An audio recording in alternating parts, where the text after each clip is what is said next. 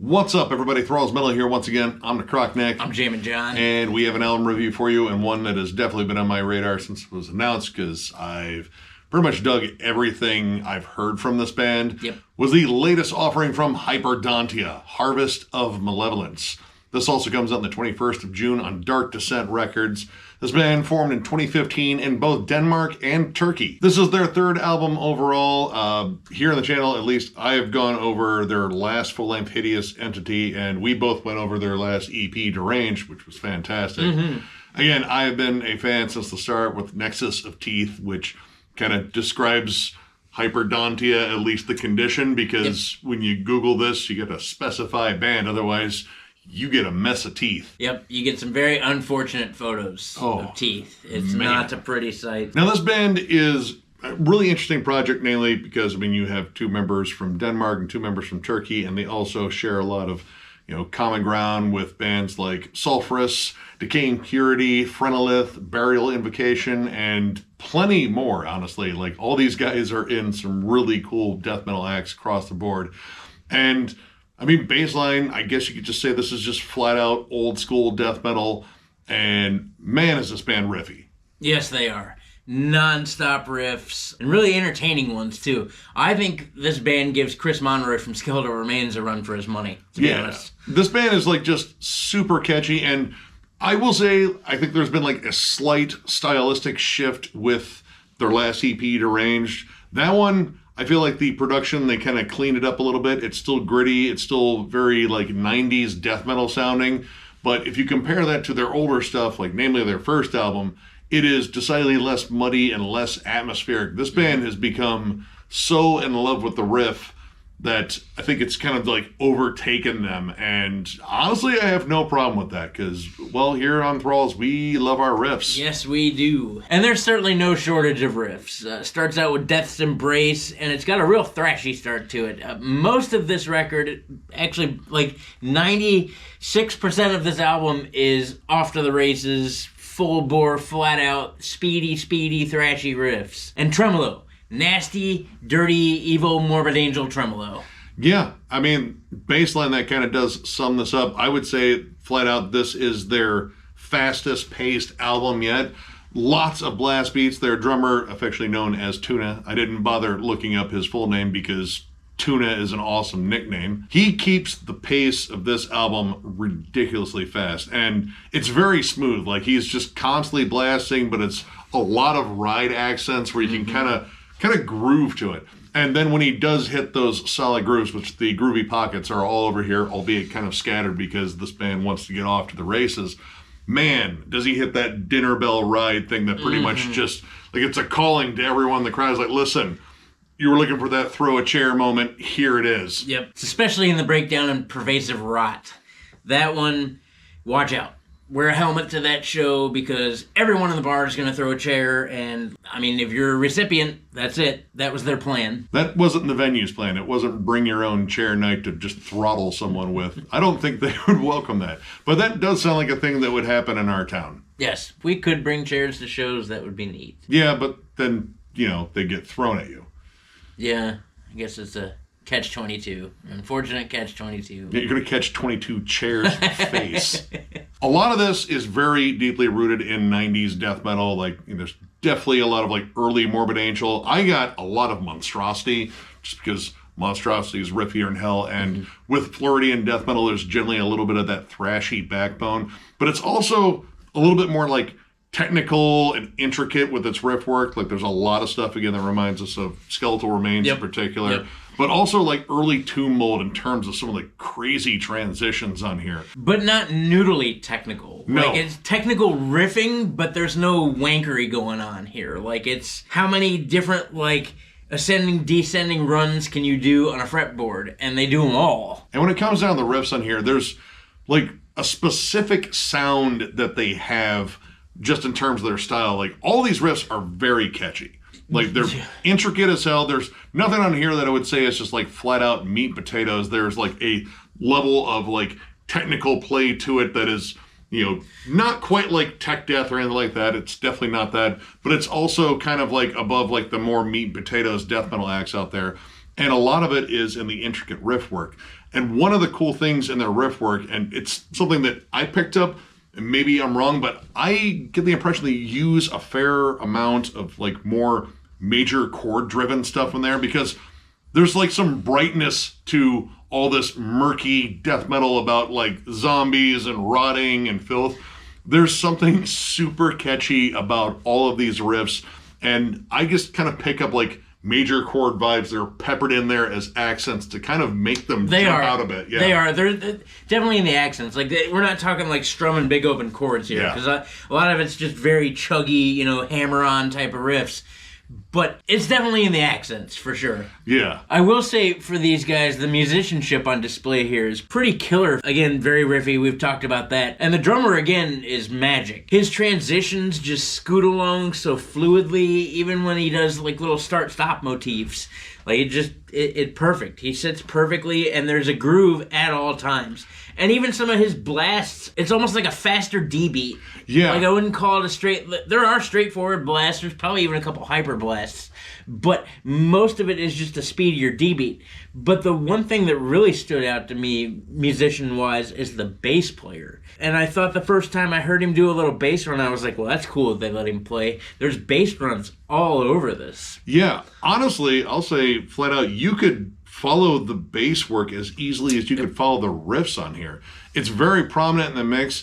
It's not trying to like dazzle you too much. Like, it's just solid bass playing, but every now and then you get like some really cool melodies. Like, there are sections where they are kind of just like droning on a tremolo and, you know, kind of just supplying like a solid, you know, meaty, ugly 90s death metal riff. And then underneath it, you get these really cool, like almost bass leads. Yep. And honestly, that isn't something I remembered from the last full length alone. I think it was definitely something that was on Deranged a bit, but here, like, they kind of just gave him, you know, like free roam. Like, just go for it. Wherever the noodles take you, we got riffs, don't worry. But if you want to like kind of pepper in your own little thing, by all means. Sound-wise, style-wise, I really dig like just about everything on here. Mm-hmm. The riffs are frequently harmonized. Like, you get like lots of just killer harmonized sinister riffs, but again with that little bit of like kind of thrashy hookiness to them, especially in the faster sections, which I believe he's like 80% of this. But even in like the vocal work is really interesting, because as fast-paced as this is, the vocals kind of stay in slower cadences, and they're way more reverby and gurgled. So it kind of supplies like that nasty, gross, old-school anchor to a band that is just flying through this album. Yeah, like think about it, like if you're banging your head, obviously you're not banging your head like this. Well, I mean sometimes. You could. I've seen dudes at shows do that. Like if you watch a grind band or something, probably you're going to be, you know, really moving your head. But like, that dude's going to die. If you think about like on beat, like, you know, banging your head like this, like his vocal cadences start on the one and they draw out a little bit. So you've got this really fast riff underneath, but he's growling at a slower pace, but still on beat. It just works. And as fast as this album is, there's tons of groovy pockets on here, as I said. And sometimes these songs will start off, you know, kind of giving you a second to really soak in a riff, like Defamed Flesh or Pervasive Rot. A little bit more groovy, a little bit more like doomy and sinister at times too. But inevitably, this band just wants to kick it into high gear and just slam into you with as many disgusting riffs as possible. And don't think that these brighter spots in the riffs or these open chords make this record bright. But there's definitely still some evil going on here. Irrevocable Disaster, downright sinister evil song. That's packed full of evil tremolos. Like, we're talking like Fossilization, Incantation, Cruciamentum evil tremolo. Yeah, and it is fast. It is breakneck speed almost the entire time. Like, yeah, there's a nasty little breakdown there, but mostly it's the speed and aggression. And again, a bit of a change in the tone and vibe, because, again, as like, you know, disgustingly heavy and brutal and all the appropriate death metal adjectives as this album is ridiculously catchy. Like, I was sitting around headbanging and fucking smiling the entire time. You know, it's like, no, you're supposed to be grimacing and making a mirror face.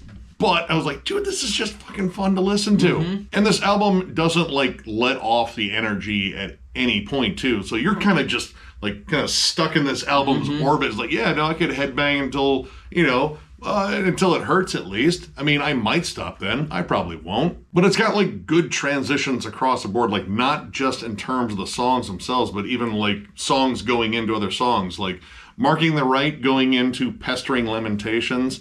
There's a really cool fade out with like just kind of grimy dive bombs, like a very Slayer-ish outro to Marking the Right. But as that song's fading out, Pestering Lamentations comes in with a really cool drum and bass intro and then just kind of lures you in with this just kind of gross, sludgy riff, and then eventually takes off because, again, that is this band's speed now. Yes, they do not slow down, which is definitely an awesome thing about this record. However, it may be done a little bit too much. Don't get me wrong, I like faster death metal. I think everybody here out there likes faster death metal. I also like it to slow down sometimes, and it didn't really happen the way I thought it was going to happen. Defamed Flesh starts out slower, really almost doomy. They're building, and you think they're going to build into this slower part, and then they speed back up. And that I was like, man, that was your one chance to be that one time in this record where you're going to go slow, and it's going to be awesome, and it sped up. Yeah, that was a bit of an issue where a lot of the songs, again, with that faster speed and kind of that, intricate but kind of similar riff work, they do kind of run together a little bit at times. Pervasive Rot was at least good about, like, kind of opening up with a slower, nastier riff, then going into the faster part, but bookending it. Yeah. Defamed Flesh kind of feels like it leads you in to believe it's going to be a slower, murkier song. And that's track 7 out of 8 on here. So at that point, you're like, man, we've been going at this breakneck pace for quite a while. A little, slow down would be nice. Something a little swampier, a little bit more like the slower parts of Morbid Angel, because they have the faster parts of Morbid Angel really covered here. I do like the more death thrash breakdown that's on there, but yeah, it could have stayed slow and it could have had its own identity. Yep. It would have stood out a little bit more. I kind of have the same issue with Servant to a Crippled God because it opens up with like more dissonant tremolos, and you don't hear a lot of those on here. And I was like, all right, this is going to be a little bit more of an atmospheric track, maybe a callback to their earlier work. But inevitably, it shifts gears, gets back to the fast thrashy stuff, which, again, I like all that stuff. Yeah. It's awesome. It drives this album. But a little bit of variety, especially when variety is teased a bit, that would have been nice. I mean, I like the fact that this is very locked in on that thrashier death metal energy, but it does have its drawbacks in terms of like, all right, some of this is just getting a little too similar. Outside of that, though, that's about the only big drawback I had on this album.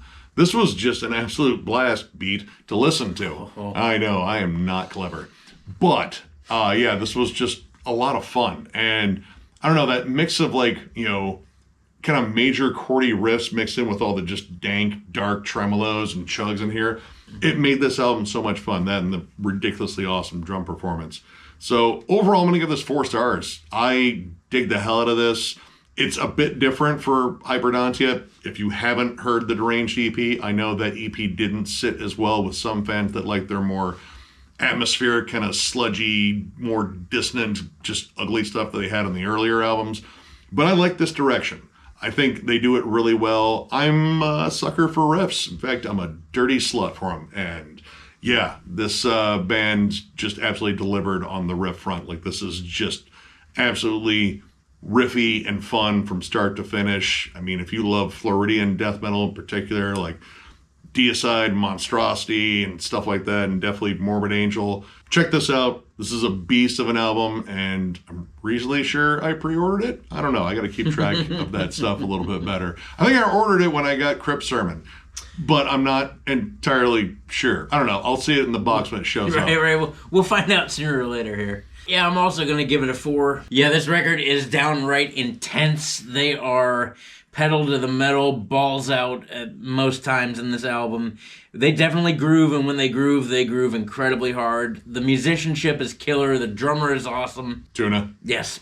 What a name. The bass work is killer. I'm really impressed by the bass work. I don't remember that being such a big thing in previous albums. I just don't. That guitar tone is crunchy and a little bit muddy and just sounds kind of slimy, but at the same time it's crisp enough to let the riffs come through, and in the picking and like it being a constant chug fest works for me too. The fact that a lot of those riffs are chugged out, very catchy. There are a lot of melodic hooks, like in Pestering Lamentations. My only gripe being that they didn't keep it slowed down on Deflame Flesh. Even in faster death metal, there has to be at least one song where they slow it down and groove it out, and man, because it can't be all throwing chairs. You got to throw fists too, and sometimes to throw fists, you got to have a pounding groove. Back in the day, we used to throw a glass ashtray. Man, that could do some damage. Dude. Yeah. I have a story about that, but that's for a later time. You're leaving that show with fewer teeth, I'm just saying. Definitely, if you're into Floridian death metal, definitely Morbid Angel, definitely Monstrosity, but also things like Skeletal Remains and Fossilization and Cruciamentum and some more just nasty, gross bands. You're probably going to really like this. This is a great addition to the Hyperdontia catalog. I would strongly recommend checking this out. Yeah, check out all the bands they're in, too, because yeah, they're also in, like, a lot of killer bands. So, if you enjoyed this review, give it a thumbs up, and if you are new to the channel, subscribe, because we do stuff like this all the time. We are also on Patreon. If you'd like to help us out there, there's a link down below to thrallsmetal.com. Our Patreon link is there. It is also on our channel up in the bottom right-hand corner of our banner, but if you're looking for Thralls Metal stuff, you have to go to thrallsmetal.com. We have t-shirts, both old and new. The old ones are discounted, provided we have your size. We even have hats too, so if you're looking for any of that stuff, click the link down below. Tons of stuff going on at Thralls Metal, album reviews, discography rankings. Meshuggah's coming next, I assure you it is. Is it metal? Is it not metal? States of metal, anything metal this guy decides to do. As you know, I just got internet at my house, so probably going to be more coming from me too. But yeah, all the things we do here at Thralls Metal, we do for all of you guys, because you guys are what keep us going. Without the fans, there's just two dickheads talking about metal, which we were going to do anyway. But it's cool that you watch us. We appreciate you. Thank you to all of our family, our friends, our subscribers, everybody involved. We enjoy the hell out of you guys. It was awesome meeting a lot of you at MDF. Catch us in September at FTA, Full Terror Assault. We will definitely be there. Please come up and say hello. Nick, tell them more. I think you pretty much covered it. You guys are absolutely awesome, and we have a ton of content on the way. So one more big thank you, because you guys are awesome. I already said that. But we like to repeat ourselves here a lot. Thank you. Yeah, you get to be awesome twice. So thank you once again, and we will catch you later.